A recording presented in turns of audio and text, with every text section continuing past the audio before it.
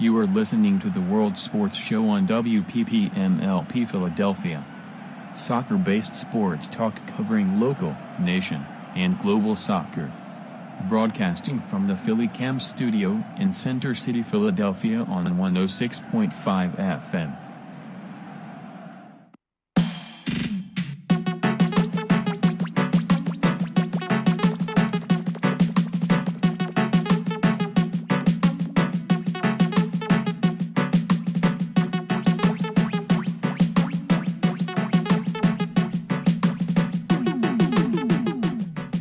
And welcome, World Sports Show. Charlie Flowe here. John DiCriscio. It is Monday night, February the 19th, 2018. Everything soccer to talk to you guys in the next hour. So how are you doing tonight, John? Doing pretty good. Yeah. Hanging in there. Yeah. Not too bad. It's still winter in Philly, but it's cracking over 50. It's supposed to be in the 70s this week. So those soccer players out there, that had their boots in the closet for a while, you can pull them out, getting ready to play some outdoor soccer. You got local teams like a Union starting up their regular season in 12 days. Home opener for the Union. Also Bethlehem Steel, the other local town a few miles up, well, more than a few miles, about an hour some change up from Philadelphia. They'll be starting their regular season up March 18th. So very exciting times. The MLS and USL Pro season and NWSL season are all around the corner. So this is probably some of the most exciting times of the year. This is when all the power rankings come out and everybody's talking to pick their favorite team. But right now, every team's undefeated, so everybody's got a shot. That's right. Nobody's in last place, yeah. By alphabetical order. Alphabetical. Yeah, exactly. So all those teams that begin with an A enjoy being top of the table right now, alphabetically. So 4 now. So what? 4 now. Yeah, so 4 now. So, yes, big show tonight. We have a guest coming on a little later on the show. We have the head coach of the Bethlehem Steel, Brendan Burke. He'll be calling in the show a little bit later. We'll have him on. My club team, Junior Lone Stars, our U23s, played Brendan Burke's team, Bethlehem Steel, over the weekend. Very, very good game for the experience for our players. Not the best of results, but we'll break into more of the game. We have Brendan on. If you haven't seen it, unfortunately, our club team lost by a score of 11-1, but I think we gained a lot out of it. Yeah. So we'll break down that game and what a professional coach and a professional team is looking to get when they scrimmage an amateur team or a semi-pro team. What are their goals and stuff. That's right. Mailbag at worldsportshow.com, at World Sports Show, Facebook, all the social media. We're there. Hit us up. And, yeah, again, thank you, everybody, for hitting the mailbag at worldsportshow.com. Towards the end of the show, probably right after, before we wrap it up, we're definitely going to get into the mailbag a little bit, get some questions that you've sent in, some comments. A lot of interesting things people write in, as usual. It's good, very good constructive criticism. A lot of people harsh on pronunciations. Oops. So, not my strong suit is not reading. I mean, it's good, though. It's good that, people are paying attention. I read defenses. That's what I read. I read offenses. Stats and pronunciations, But, I'm a numbers guy. I mean, it's pretty much getting to the point where, if you do pick out a pronunciation or a stat error or I won't even call it an error. I'd say a different way to express misinformed or something. A misexpression. Misexpression. I like that. So misexpression. Maybe we'll send you out a little. We'll something. hashtag that one, a misexpression. I'm sure you playing over professional football in Norway, Kevin. I'm sure I don't know. Your name's pretty easy, but you ever get your name get butchered by Norwegian locals? Couldn't say Kevin or something, or pretty easy name. No, they actually spoke better English than 90% of the people I know here. So they actually go to school at a young age there, and obviously everyone goes to school at a young age. But they start learning English in like the second or third grade. We don't learn a second language until like 7th and 8th grade when it's kind of the brain's already formed and it's kind of very hard to introduce a foreign language and some of the pronunciations. And it's funny how I spent a lot of time in Germany and I was at a couple different Christmas markets and I'm like, sorry, I don't speak enough German to order whatever food I'm ordering. And then the German person at the end is like, oh, I want to apologize. I haven't used my English in a while. I only took it for 15 years. I'm like, dude, you're speaking English completely perfect. What do you mean you're apologizing to me? Because Europeans are very particular about their language, Oh, my God. So that was a funny thing, too. As people drank more, they would get more, self-conscious about their English. So, as the night went on, I wouldn't be able to talk to people. They'd be afraid to talk. They'd be like, Yeah. "Oh, I'm sorry." I was like, No, "Oh, but God." it is always, we tell the stories a lot, but I think it's John and I have done several games on television, and you have the media guide says the name is, say, Smith. You look at the guy's jersey, it ain't Smith. And then you go ask the guy, well, it's not actually pronounced this way, so the pronunciation guide's wrong. So, I mean, I took it for a whole season when I was with Sky Blue, and then it's one of those things where I tried to fire back, and dude, when you start firing back with the fans on Twitter, man, it's a battle you hardly ever win. But You never win. yeah, exactly. Never. So it's undefeated. my thing that I learned, me and John learned the hard way, and a lot of times when we get the games broadcasting, John and I are usually the game at least 2-3 hours early doing our pregame checks, our studio stuff, just getting every wire and everything connected, because so many hours. You spend more time prepping than you actually do the broadcasts. And John and I would just go down to the locker rooms and ask the players, and go talk to the road players, hey, how do we say your name? And that's the best way to do it. You don't always have, as a broadcaster, that luxury. But, I mean, that's kind of how I started doing it. You know what? Just ask the player. That's right. It's good when they set up the team meetings, but a lot of times you don't have the time to get down and go to a team meeting. Well, they signed the player yesterday. Pre-production. There would be times where we and you would do a broadcast on a Saturday. They signed that guy Friday night at like 11 o'clock at night. He's not even in the media guide yet. I mean, it's not uncommon in sports where they're signing, or calling up from an affiliate day of game. Yeah. So getting that jersey prepared, it might not even have a nameplate on the back. We've We're seen the trying to- duct tape jerseys, duct tape. or somebody's wearing a different jersey, and they'll put that in the media guide. And then people on TV are probably watching like, why do you keep saying 7 is not Smith? I clearly see his last name is Smith, but they'll come and tell us, hey, that guy is wearing number 7 isn't Smith. It's actually Johnson. So it's Yeah. Trust me, as a broadcaster, that's a nightmare. I'm looking at it. Preseason football with the duplicated numbers. Yeah. 277s. Yeah, because especially in football, you have, you look at like American football. I mean, is you only have a limited number, and certain numbers for a certain position. I think a lot of people don't realize it either. You know that playing American football, that linebackers have to wear certain numbers. Quarterbacks have to wear certain numbers. But when you get preseason, it's just you can have multiple. You get 4 or 5 quarterbacks trying out, and where do you put all the numbers? Yeah, that was funny. When I was playing there in Norway, I think I had 4 different numbers throughout the season. So Was it what jersey was clean? Here, put this on American. a player got hurt, and yeah, it was still kind of a new program. So that was kind of like, hey, this jersey's available, then you can wear it. And I was like, all right, I guess I'm 40 today. Next game, 67. Great, that's a weird linebacker number. But 67 as a linebacker. Yeah. I am eligible for a pass. Yeah, reporting eligible. Yeah, 67. So Did you have to do your own laundry too? I did. Yeah, I did. That is actually impressive. Yeah, I did. Yeah. I did my own laundry. So Mama raised Is me there right. one Norwegian detergent that works a little bit better than the others? now we're getting into Norwegian detergent. I think they had Tide, not the pods though, so I don't have to worry about people eating those. So No zombies in Norway. So, man, and you were there during the summers, right? Yep. I mean, that just how late was it staying late until like what 2 in the morning? Or? It basically got to like what it looks like here in the summer, like 7-8 o'clock. It would start. Sun would start to set, and then by 3 o'clock in the morning, the sun's already rising. That's so insane. yeah, I slept in the basement with small windows, so I can actually get some sleep. So Yeah, that's what I've heard. You have to actually train yourself. You know, Yeah. it's just we've different. good friend of the show that played for Sky Blue, Rachel Breton, good friend of ours, and she went and played in Norway for part of a season on a little loan deal, and just tell us about like practicing at like 11 o'clock at night in daylight. You almost have to. You have to teach your body and train yourself. You have to, either get really good, blinds or live in a basement and make yourself go to sleep, because you can just. Your body still needs that 8+ as an athlete to recover, so you really just have to. Absolutely, yeah. I mean, even just the time change is hard enough. Yeah. I know. What did I leave on a Thursday, and then we had a game that Saturday. Wow. And it was a noon game over there, so Yeah. it was like me playing at 6 o'clock in the morning back Yeah. east.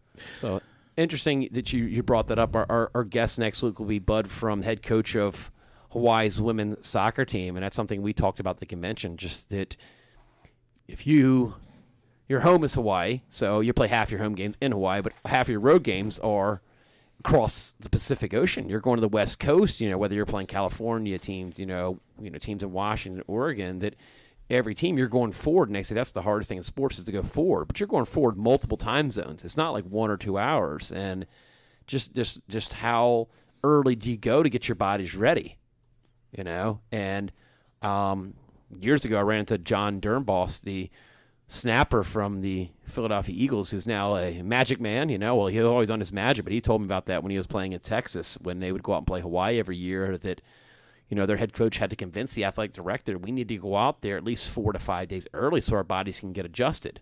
Because, Hawaii local time, they're playing a game at 7 o'clock. Dude, back home. It's like, wait a second here. That's the oldest trick in the book. Dude, I know it. He told me that. He said they would go and stay at gotta go to Hawaii 4 days early. I forget it's on the North Shore. I think it's like Turtle Bay or something like that. I think he said they would go a week early. He said, that was a head coach that is really some pure sold John the Dornbos magic right there. Yeah, that's the magic trick of the year. But no, it's well, you see, Coach, we need to be out there, and you get some. That's when you hire a really good guy that's about a sports performance. Well, you see, our players won't perform at their peak unless they've been in that time zone for 1 week. Yeah, I think we have to get down and, beach relaxation, hit the waves a little bit. Come on. Detox for a week. They've got to sip some tea. Well, that's what they need. Deep they pulled that with massage. the Eagles this year with the Seattle LA trip. No, we're just gonna stay out in LA a little longer, enjoy the nice. That made sense. Right. That one actually does. It did make sense sense because you're playing late night games on the West Coast, and then that whole travel, get a plane all the way back, and then a plane by the time they land, and because that was a Sunday night game against Seattle. So I mean, those things are legit to a certain extent, sure. But Hawaii. training on the beach like a Karate Kid or something, But that would be a good question coming up for Brendan Burke is about when do they start learning players about acclimation to different climates and changes in places. Yeah, and you're bringing in a collection of different players that we're talking. The in MLS and in USL seasons start in March. It's still technically winter. Right. You might have some of these players that play in your like Sun Belt type of conferences that are used to playing in warm weather. I mean, there were some players that we played. We played Bethlehem Steel this past Saturday. It was only in the, I guess, mid-40s, close to the 50s. So it was a lot warmer than it's been lately. But you look at some of those players, and especially, junior Minnesota team that I coach, that these guys are from Africa. So it's just a lot of them have lived here long enough, but some have only been here for a couple of years. I mean, there's a lot of that adjustment. They're sitting on a bench shivering, and here I am just wearing a light jacket. I mean, I was wearing my bigger coat, but there's games where I'm just wearing a light jacket, and they're in 15 layers. So it's all, about how you deal with the heat, how you deal with the cold, and how you even warm your team up, because it's just that weird thing. After warm-ups, 40-degree weather, I'm just in, my tracksuit warming my keeper up, and I am drenched in sweat. Even though it's 40 degrees, I feel like I sweat more then because, you just don't, your body doesn't breathe. I'm sure same way with you, Kevin. You're playing in cold weather. You want to play enough to keep you warm, but then you're just like layers and layers, and you feel like your body's not breathing. I go short sleeves. Yeah. Short sleeves in the cold weather. Yeah. Especially in football, and you gotta look tough. You gotta look tough. And I think the biggest thing in American football difference between soccer, you might be out there 90 minutes. Yeah, you only get that few minutes at halftime, but in American football, you are going to sideline every few minutes anyway, so you are staying warm, and I get it. I certain times I don't like playing soccer in sweatpants. You see players that want to play with the tights underneath, or they want to play with shorts. So it's. I think as I've whatever gotten older, and I always went with the long sleeve. But as the younger college me wanted to be tougher than the other guy and try and show something up, but cold weather gets to you after a while. It does. So, big announcement, the NWSL, and they just released their schedule, and all the NWSL preseason started today. All the teams got into training, and last couple weeks have been very interesting. I've been trying to find a lot of homes for a lot of players that I've worked with, and it's been interesting. And, some teams had open tryouts, some didn't have tryouts. Sometimes they invite in trialists, and it is interesting, just looking through the NWSL how some teams have tryouts. Some teams don't, so it's also cost. It's not free, the tryout, so it's just something that's completely different from any type of pro team in America, really, and it's something I never really get used to, trying out for a team, open tryouts versus being a trialist like my men college players, a couple of them were trialists for pro teams. They tried out. Unfortunately, none of them made any teams. But then you have the whole pay to try out for a professional team, or you get invited to a tryout. I mean, is it mandatory in the league to have a tryout? I don't think it is, because the fact that I talked to a couple coaches at Orlando. I talked to Lloyd Yaxley last week, and I was trying to find a home for a couple players that didn't get drafted. A couple of them were farm players, so they, didn't get drafted a couple years ago because they didn't play in the college system, so they can't really – it's kind of that weird area that if you didn't play college but now you're in America and you're working, you can't really be drafted into – it's like discovery rights. And one of the players used to be with Boston, Cheryl Edwards. I was trying to find a home for her this past week. Was recent with West Brom, and it is interesting texting to different coaches how, hey, we don't have any tryouts. We're only taking players that we want to invite in. Some teams say we have a tryout. It's a 2-day tryout. Like, for example, Sky Blue, they had a pay to tryout on Wednesday, the 14th of last week. And then if you did good enough, they liked you, they'd invite you back for a 2nd-day tryout on the 15th. Oh, that's interesting. You said a pay tryout. A paid tryout, and they had about 60 players. I talked to a couple of people at Sky Blue. They had 60 players sign up, and I think they were going to cap it at about 60. And then whoever they liked, they'd invite back for the 15th, the 2nd day. So, but every team does it a little different. North Carolina had open tryouts that you got to pay for. So it's just interesting looking into every team and talking to every coach about it. I mean, I think we should have a World Sports Show tryout. Yeah? Got to pay, come in, $50, tell some jokes, spit some stats. I do like it because a lot of people say I would love to be on radio, but when the mic gets in front of them. Can I be grandfathered into this? Yeah. I don't have $50. Exactly right. When people come on, spot me, when they get on the mic, yeah. Uncomfortable, Kevin. Suddenly, you didn't see that. Pay $50 before you walk in the studio. But yeah, it's you're right. People get on the microphone, it gets a little hot. Yeah, It we're takes always a little directing practice. them. Yeah, same thing with people that criticize. I don't criticize anybody that does live television, whether it's play-by-play or color commentating, because I do, because I don't know, that one guy having the time of his life. That guy, that was bad.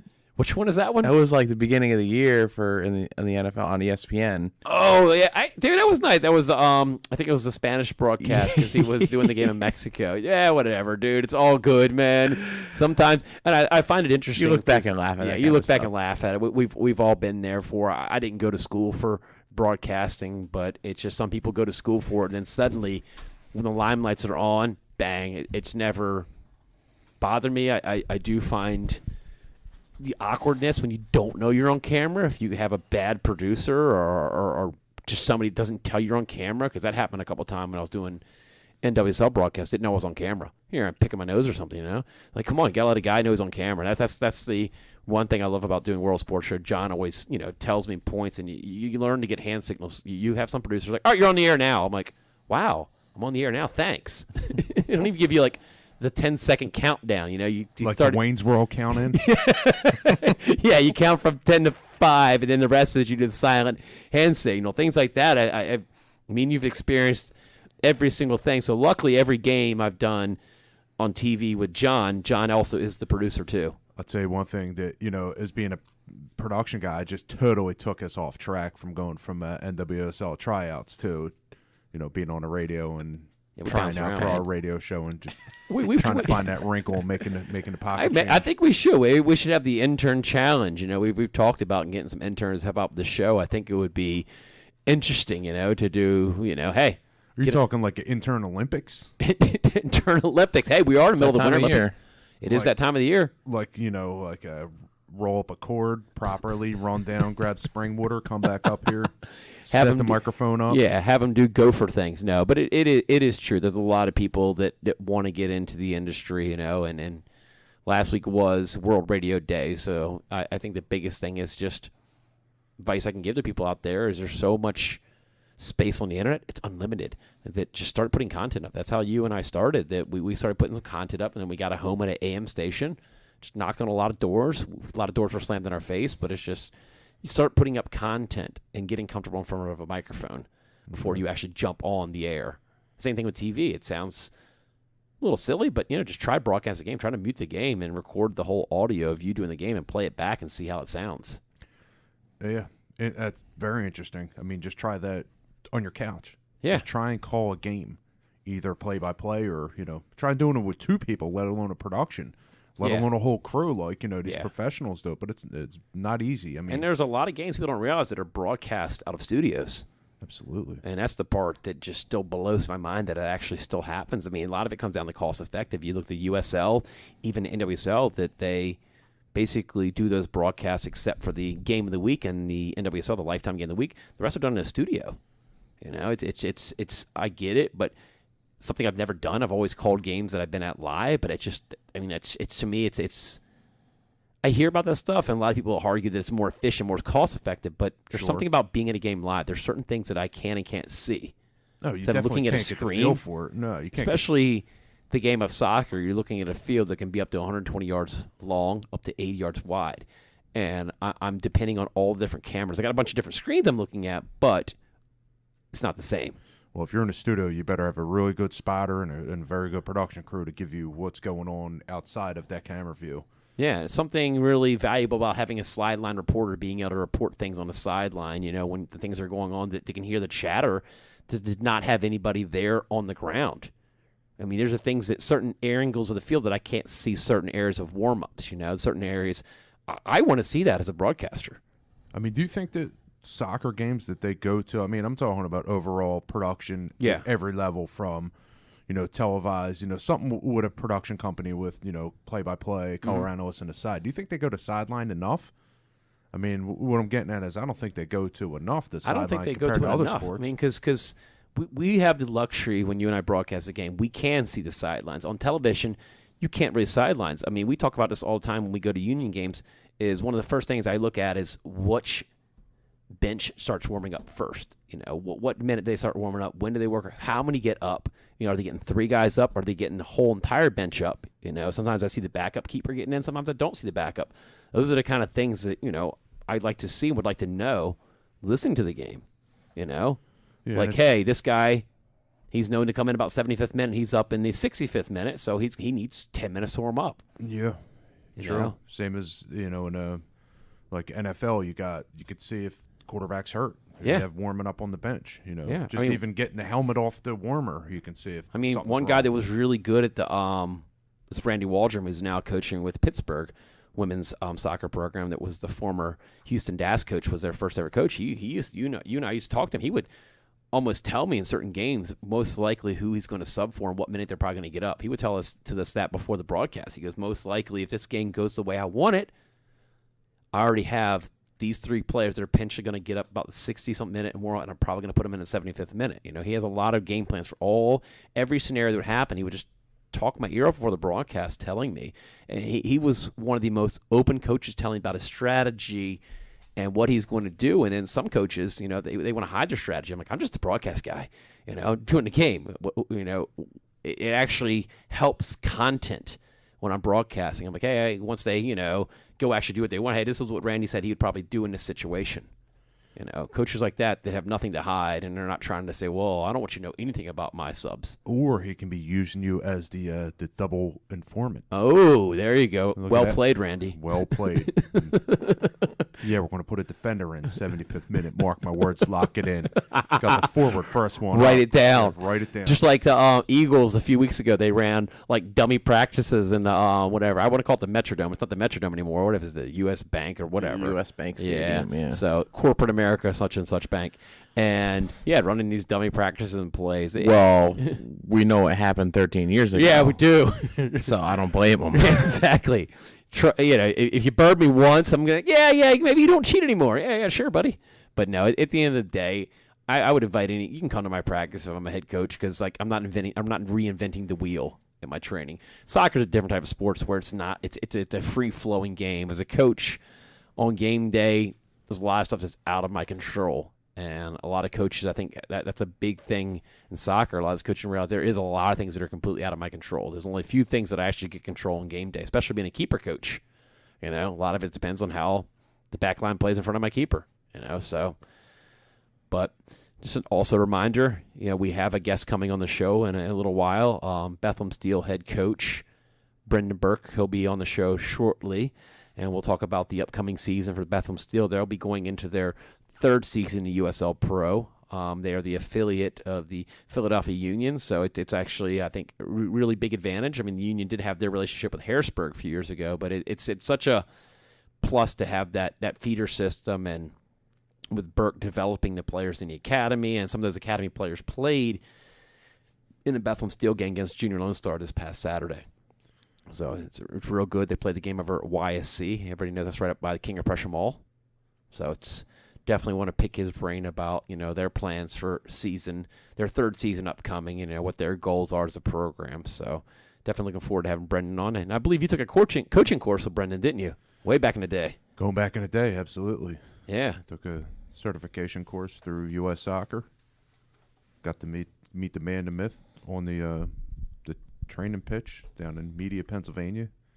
So it's you never know who you're going to be coaching next to, and then you get to sit back and see how it's done at the big levels. Yeah. It's interesting watching the Steel. One thing, before you even went on about the Steel, I'm a big fan of the kits, the scheme. Oh, yeah. A lot of heritage in the Shield. It goes back a while, man. They're an old club, huh?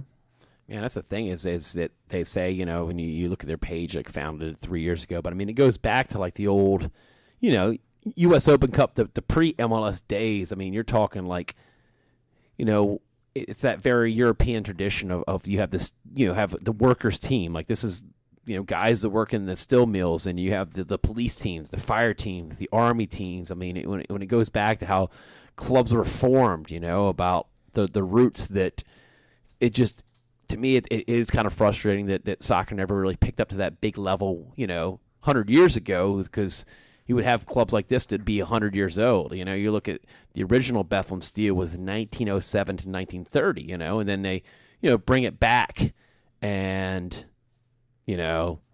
suddenly, it's that absent. But I think it's a smart move to bring back something old, that had success way back in the day. And it's just one of those things where, gosh, there was such a thing as a time machine. I would love to jump back in time and see some of these games. I mean, you'd have thousands of people come out to these old games.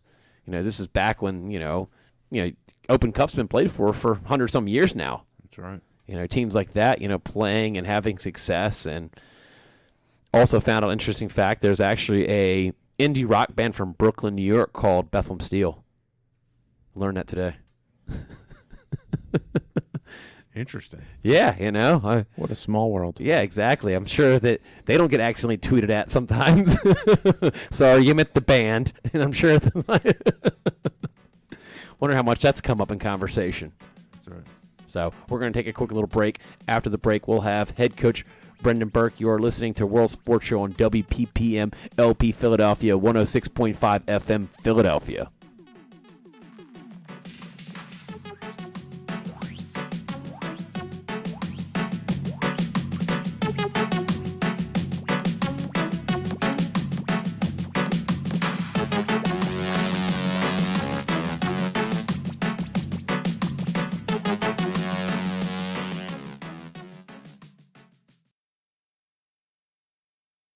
This is Denise Adams, and you're listening to World Sports Show on WPPM 106.5 Philadelphia. Classic World Sports Show cut. This is Denise Adams, and you're listening to World Sports Show on WPPM 106.5 Philadelphia. Last week on World Sports Show. Phone line here. I'm going to build this interview up, give you a little background on it. The player we have coming on the show plays for North Carolina in NWSL. They were formerly the New York Flash last year, Sabrina D'Angelo. She also plays for Canada's women national team. Won a bronze medal this past summer for Team Canada in the Rio Games. Obviously won a championship with the Flash this past season in NWSL, so very exciting. Past 6 months really matter when you only win by one goal. A win is a win. So they're, it's only 2 games in. I don't want to get too ahead of myself, but they're top of the table right now, sitting at awesome 2-0 with 6 points. The other team that's close to them is Seattle with a win and a draw. So they're sitting at 4 points. But I believe that we have Sabrina D'Angelo on the line right now. John? Yep, I'm here. All right. Welcome to the show. How are you tonight? I'm doing well. And yourself? Good, good. I guess it's nice to have a couple days off to recover and get ready for the next set of games. Yeah, of course, especially after a tough game against Portland. A couple days off isn't bad.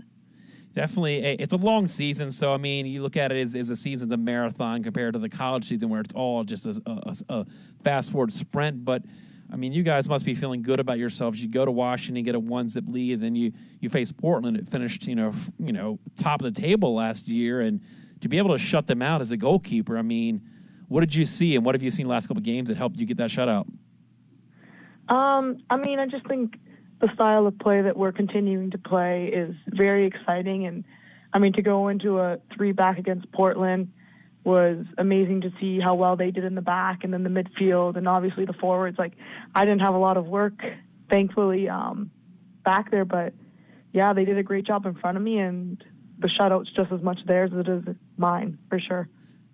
I think you touched on it a lot with the communication. It's huge, especially as you kind of go through the different levels of play, and just making sure you're organizing your back line and making sure, because they're not only mentally exhausted, but they're physically exhausted as well, whereas we are not working as much as goalkeepers, so we have to be tuned in mentally and just help them out and organize them and tell them where players are running, because we can see everything in front of us. So I think communication is a huge thing, and it was something that I got taught very young, and it wasn't obviously as developed as it is now, but it was just like the basics of left shoulder, right shoulder, and just telling the players where to move, and it's kind of developed as the years have gone on, and I think communication is a huge thing with goalkeepers. I think another big thing.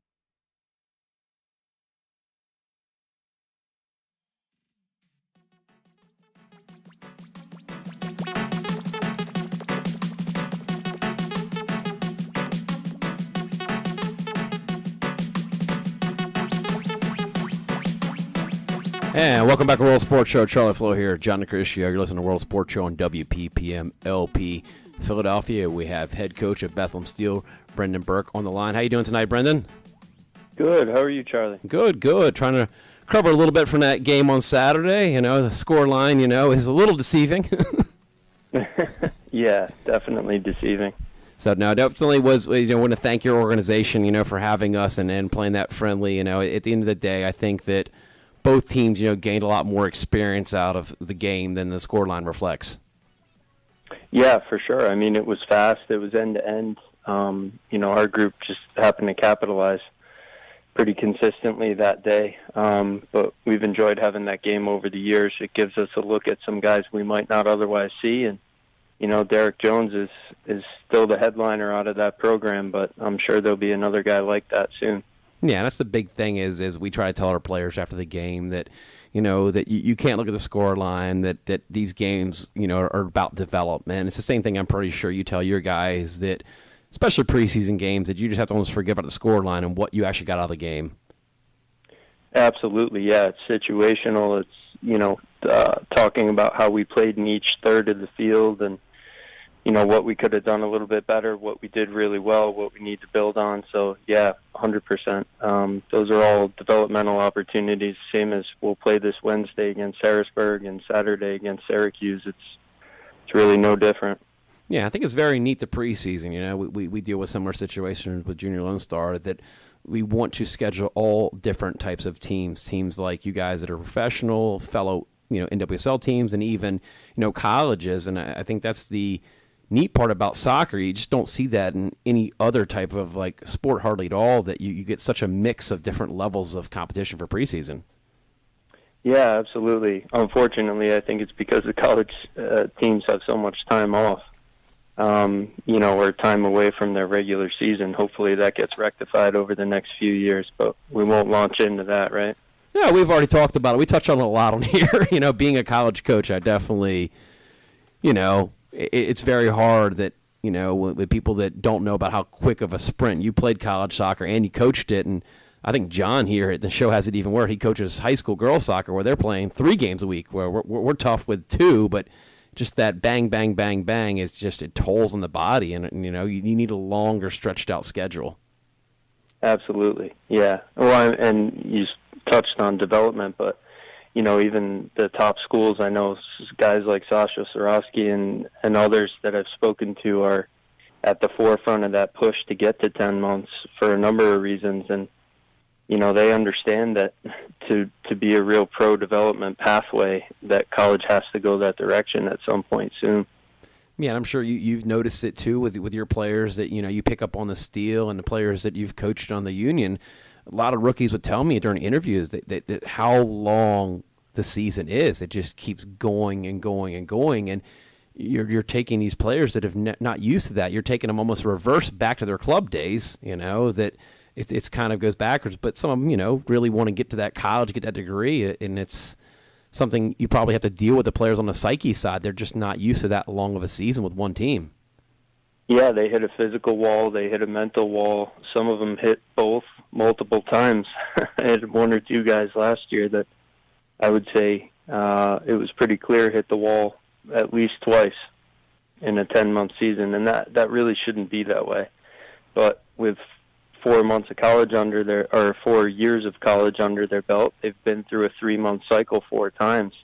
And especially if they're not playing NPSL or PDL, it's a major hurdle, just the endurance. Yeah, definitely. So, I mean, you definitely have a role that I think is a really interesting situation. You've kind of almost got a couple different jobs. Your big job is, to develop, obviously, players that can feed into the Union system, but you also have to stay competitive in the USL front and, put together, a winning team and keep building on that. I mean, what's that? I mean, it kind of reminds you probably of the Reading days almost. Yeah, a little bit. I would actually say I had a little more license to go after the win in Reading. Yeah.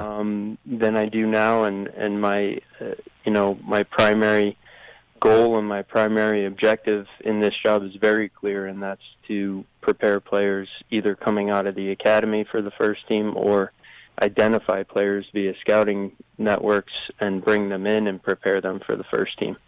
That's number one, and there's nothing close to it. If we can get results within that, obviously that's good for everyone involved. You don't want to be developing guys that are okay with losing. I certainly am not of that mindset, and I try to make sure my players aren't either. Yeah, and it's definitely good. Like you got some of the academy players in there that I think that that do you see how they handle the pressure? Because it is a big call up to play that Bethlehem Steel jersey on, even though they're used to playing for the academy, and I'm sure that's another thing that they're under your watchful eye during those games. Absolutely, yeah. Some handle it really well. Some it takes a little longer. But I will say I do think our academy over the last few years have really done a good job of sending these guys to us prepared. At least from a mental standpoint, they're strong, they're resilient. They understand that mistakes will happen, and we just try to reinforce that message when they get to us. Be free, be yourself. Play the game the right way, and I think the biggest adjustment ends up being that they really have to bear down and play on both sides of the ball at our level, and some of them haven't been forced to do that at the academy level. Now, what are some of the differences you've noticed of now that Bethlehem Steel is fairly attached and using some of the same training grounds as the Union? But when you were assistant coach with the Union, that the tie was with Harrisburg, so you really didn't have a lot of those joint type of practices and training together. How's that really pushed the level for the Union players to say, you've got all these guys right underneath you that want your job? Yeah, I would say it's night and day different. I helped manage that Harrisburg situation when I was an assistant with the first team, and it was a great setup. Bill's a good coach, and, they were able to accommodate our players in the lineup most of the time, but there was no mandate. It wasn't someone necessarily working for our organization the way I am now, where you can clearly lay out marching orders. I know who's a priority and who's not, and we won't deviate from that. But that took some finessing and some management during that relationship. They had some success at the USL level. I believe it was 2013, 14, somewhere in there, with a number of Union loanees, but we didn't really see the accelerated development of players that we were hoping for. And that's no fault of Harrisburg's. It's an hour and a half away, so it was difficult for guys to train with them or move between the two teams. It just wasn't a very seamless process. And I'm sure and now we train on the same field every day, so it's nothing but seamless. Yeah, and I mean that's what I was going to talk about, the training field, how that's totally changed a lot with the Union building the power complex. Jim, showed us at Philly U, and now where Thomas Jefferson showed us the staff, the whole training facility you guys have there with the gym and all the facilities you have there. I mean, just makes it so much easier to have everything right there in house. Yeah. I mean, we use all the first team facilities. Our technical staff for the USL team works out of their old first team offices. So by USL standards, we are very well looked after. And even though we're only a squad of 12 and call us 22 if you include the 10 academy, roughly 10 academy guys that are full time with us, we want for nothing in terms of auxiliary tools to get players to where they need to be it, like you mentioned, the weight room, the surface we train on, the people that we have access to, be it in sports performance, psychology, you name it. We have access to some pretty high-level people across the board. So I really do think we've collectively as a club put a good foundation in place, and now hopefully we can drive it forward the way everyone's been kind of waiting for us to. No, I think it's a great motivator too. It's a great tool. As I remember my youth days of like being on JV and just seeing the varsity team practice, because it was something, hey, I want to be that guy. And I'm sure these guys sometimes get a little tiny bit starstruck when you see like Gooch and Bedoya, they're like, oh my gosh, I was just playing college like 6 months ago. And that's that motivator, seeing how those guys handle practice, training, and even game day when your Steel guys come to game day.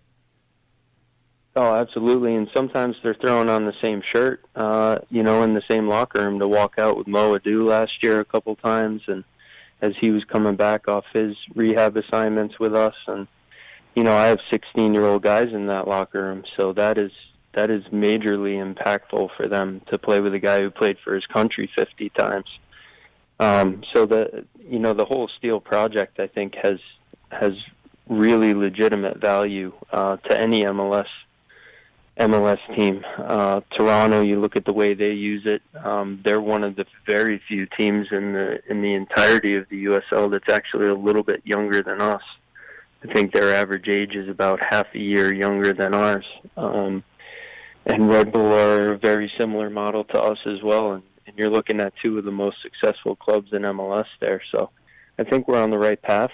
We're just a couple years behind in terms of age, in terms of overall club development. So what are some of the goals looking in for the 2018 season? We'd like to make the playoffs again. I do, as you touched on, I think it's important to be competitive. We know that we have some inherent disadvantages being constructed the way we are, but we also have some advantages, and we just want to maximize our strengths and try to cover up our weaknesses as best we can. And in the process, I think we're going to blood a lot of academy kids again this year, and we have a couple now that have been kind of in the fire for a year or two already. So they're guys that we can actually rely on at age 18 and 19 as real pros, which is that's what the project's all about. So we'd like to make the playoffs, and I'd like to see at least 2 or 3 players move to the first team. If we can make that happen, I think we've had a hell of a year, similar to last year. I want to thank you for your time, Coach. I really appreciate everything you're doing, and appreciate you guys as a club taking the time out to play our team every year, and definitely look forward to seeing what you guys do this year and seeing you guys down at training. Yeah, of course. Thanks for the time, Charlie. No problem. That was head coach of the Bethlehem Steel FC, Brendan Burke. They compete in the USL Pro. They are the affiliate, that's a tough word, affiliate of the Philadelphia Union, and I really love, because you have a combination of college players, you have some internationals, and you have the homegrown players that really, that the whole dream and the whole thing is getting those homegrown players that are from the Philadelphia area to step on that pitch. And, we've seen it happen with Derek Jones as a product of the Junior Lone Star program. Played in that same exhibition match, against the, Philadelphia Union / Bethlehem Steel, and that's kind of how he got himself on the Philadelphia Union now. He's playing with the youth system within U.S. Soccer, and it kind of, it's a great way for players like that to beat the odds. A player that, not have been in the U.S. pool system, might not have been involved in the ODPs and stuff where they develop and get a lot of these players, because there's so many. I mean, there's millions of people that play soccer, and there's so many of these players that can easily fall through the cracks for many different reasons, financial reasons, grades, or maybe they're these things called late bloomers. Why I never went pro. I didn't bloom until like 37, but nobody's going to draft me at 37. So is that a good age to say I bloomed at 37? That's definitely a late bloomer there. Yeah, it wasn't much of a bloom. It was more of a little sparkle, then it was over. I had my moment. Yeah, I scored a one-timer goal, and that was it. That was my career. Yeah. That was interesting, just, listening what Coach had to say about what a successful really campaign will be for this year, making the playoffs and bringing a couple players to the first team. I mean, when you look back across the board, if you have a feeder team that's constantly putting players on the number one team, they're doing something right down exactly. there. So it's for all the big fans, for the Union fans who don't know the Steel and want to see the players that are going to be up there shortly, I would advise them to keep their eyes open. Man, it's definitely worth a road trip. Nice little setup they have in Lehigh's where they play their games, and definitely worth a road trip to go check out their games. I mean, you're talking very good quality football. Good quality.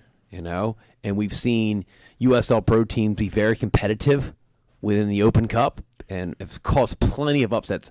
But I wouldn't even call them upsets. No doubt. They've beaten MLS teams. Every year we see a USL team beat an MLSL team, and it happens every year. Teams like Cincinnati make these runs, and you have guys that sometimes need that second chance that before we really had this true affiliate, like the difference between now is those players train on the same grounds, work out with the Union players. So it's a lot easier for Jim Curtin to see these guys instead of waiting to get tape. And on game day, you really need to see a player train because game day tape only does so much for me as a coach. I want to see this player, how he is developing. Show me from training the first week to show me 2 months later, how is he training? Is he in a bad system when he's on game day? Because you could be on a bad team and you get that player, like our game. 2 of my players, I say, had an amazing game. Virginia Linstar. Yes, we lost 11-1, but a couple of my backs had amazing games. And you see 11 goals we gave up. How can one of your backs? Because he did his job. We did an experimental thing where we played 3 backs. We played three backs and 5 midfielders. A lot of these players have never done that before. So yeah, I understand. We probably would have lost that game regardless because we're playing a professional team, but players need to learn how to play a system and not worry about the scoreboard. I mean, that's the time to play it right there. Yeah, exactly. Against a professional team, if you want to learn how to play a 3-back system, well, go right ahead, So, I'm proud of some of my players because it's like that phrase, do your job. Yeah. I mean, with that, that's gonna be probably some of the toughest competition they're gonna see. Exactly. And now, so when they go up against someone who's not a professional team, and they have some experience on what this looks like, it may be a little easier for them. You've probably been there before, especially football. Right. Football is 100% physical. Sometimes getting your butt kicked can kind of shape you a little bit, So, and I think sometimes it grounds us coaches too, and that's just some conversation I've had to have with our coaching staff. Is sometimes you're going to get beat. No matter what you do as a coach to prepare, sometimes you will face a team that's just going to beat you. There's nothing you could have done different to prepare.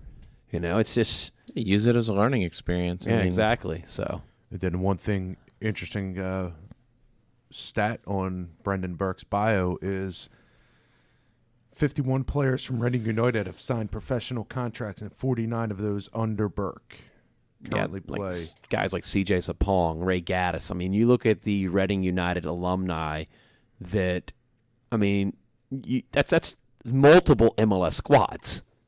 I mean, that's like all-star caliber squads. If you put together all of those players and the best of those players, it'd be one of the best teams in MLS. I mean, this guy knows how to develop players, get them in the right spot, and get them onto rosters. Best team in MLS? It's a stretch, but I'll buy it. And they would be a very competitive team. Better competitive team. Very competitive. But that's why I really push programs. I really push my college players. I think we had a record this past season with my college program of players playing in the PDL. Players playing for Reading, Lehigh Valley, and even players playing in MPSL, just playing at summertime. And it's just they need to keep those reps because, like, Brendan said about the college season is so quick. You know, we meet up in like last week of August or second last week of August. We play our games, we get into our playoffs, play a couple games NCAA tournament or your conference, and then you're just done.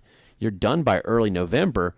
Yeah, we're allowed, certain schools are allowed to have spring games, but you know, you look at Division III programs, and some of them are only allowed one play date. And some of these JUCOs are only allowed like one play date in the spring. What am I going to get out of one game in the spring? Luckily, you know, our program, we're allowed, you know, about 4 to 5 games, so we can actually develop and work on something. But it happens so fast. I mean, basically, when you got that one game, you got to really like what do you get out of it? I mean gotta, who do you? Well, you reduce your bullet points down to maybe 1 or 2. Like you're looking at maybe a player. Yeah. Final. And you got a thick roster, and you've got to see your future too. Yeah, and especially these 2-year schools, you only got the guys for a couple years, so it's got to trim it down and make it happen really quick. Yeah, like especially like D3 programs that get that one play date. They call it play date. I'm like, I need to change that name too. Play date. Yeah, exactly. So, but no, I really hope that they do a switch. So health wise, I mean, you're talking teams are like duct taped together by the end of the college season. Same thing with your high school girls. I'm sure you guys are you're trying to get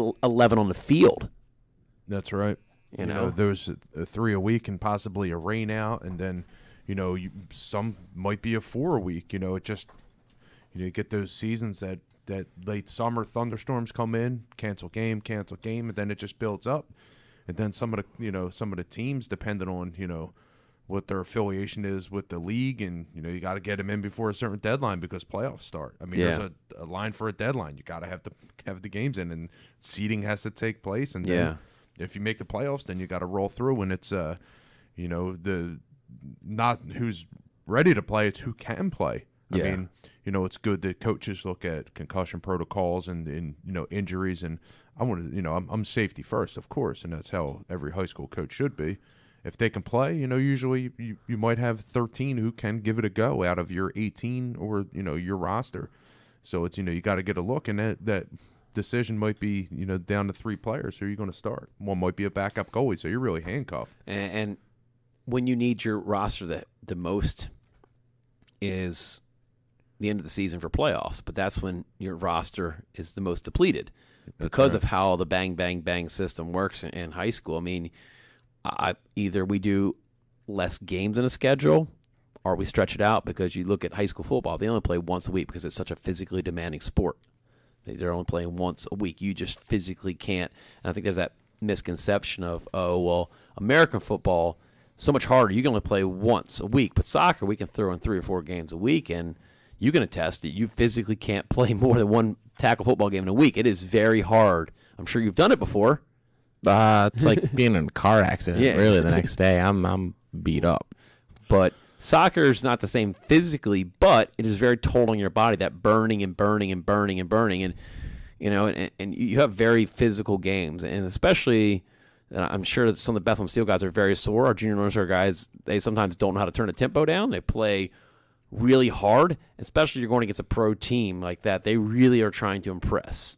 So, you're throwing everything out there. So it's just, even though it's a preseason game, don't tell anybody it's a preseason game, because on both sides of that ball, guys are trying to make teams. They're trying to make rosters. We have trialers. They're trying to make our club. Got to compete. Same thing. Yeah, same thing with Brendan's academy players. They're trying to make a roster. It's like, tell a player you shut down your body. Well, I can't really shut down, because if I shut down, I don't make this team. That's right. That score sheet speaks volumes. Yeah. Get on there. Yeah. Do well. Shut a player down.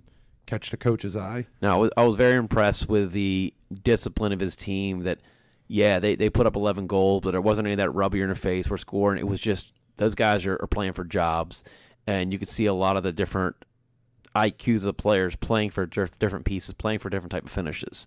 Is a lot of unselfish players, or how players make teams. And I've noticed, that a lot of unselfish players on teams that not taking shots that are unnecessary.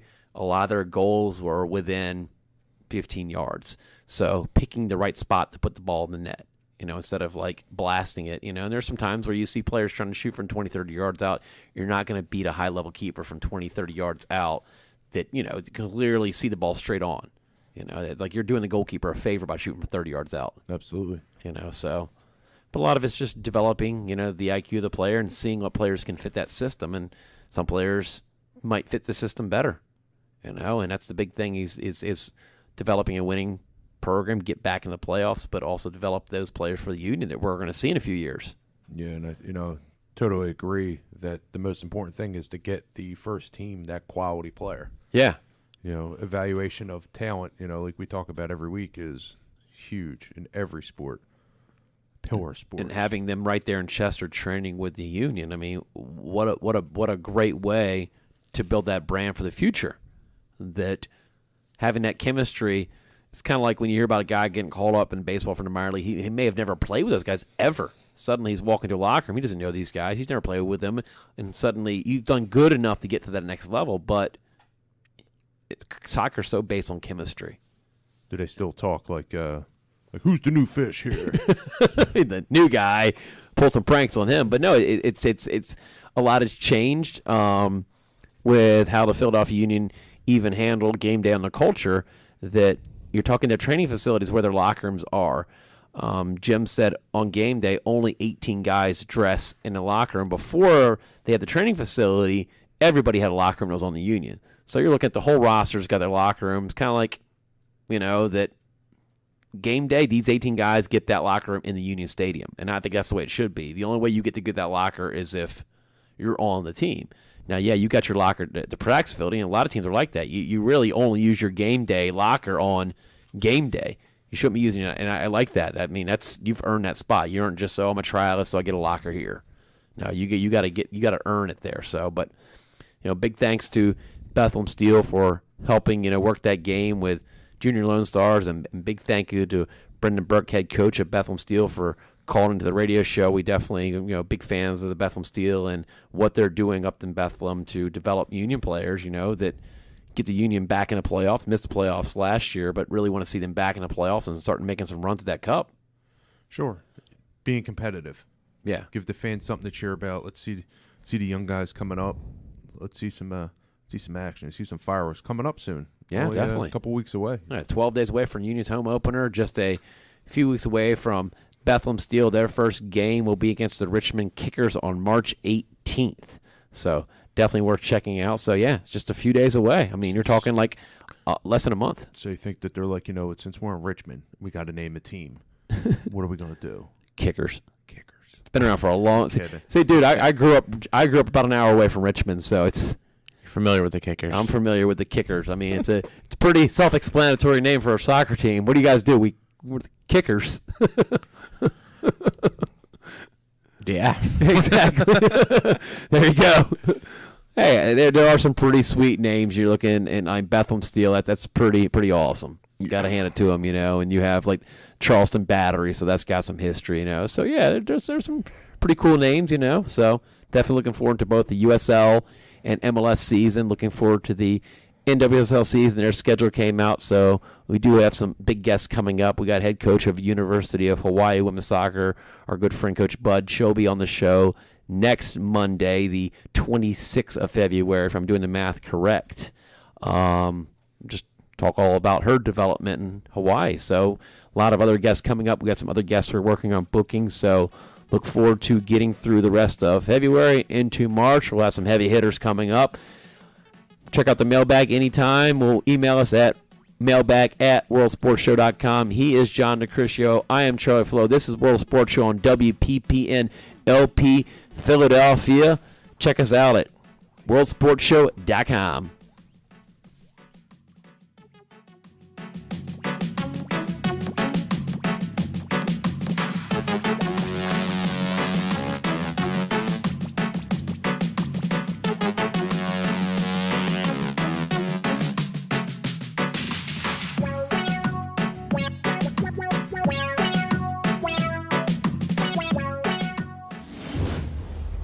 Thank you for watching a World Sports Show production. For more info, go to worldsportsshow.com.